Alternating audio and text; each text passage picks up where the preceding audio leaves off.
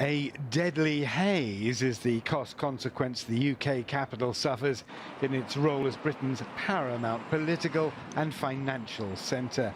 It's here, down at ground level, that people pay the price. A King's College study found more than 9,000 people in London die prematurely every year due to air pollution. According to Client Earth, an environmental lobby group, London's air often breaches international law. Air pollution is impacting on our lives throughout our lifetime. So from when we're in the womb, it can cause premature births. As we're growing up, children are growing up with smaller lung capacity, which is going to affect their health into adulthood. And then as we're adults and older people, there's an increased risk of developing things like cancer and also the problems with respiratory and heart conditions.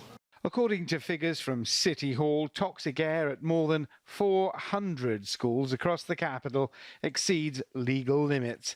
And the cause of what's described as London's air pollution crisis? In large part, drivers and their vehicles on the capital's congested roads.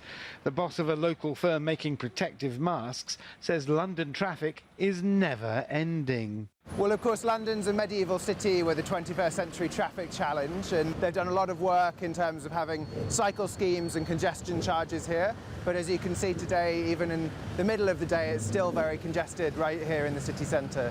London Mayor Sadiq Khan is to impose a $15 penalty on polluting vehicles, what they're calling a toxicity charge. It'll raise an estimated $3 million a month, but even Sadiq Khan admits it won't be enough.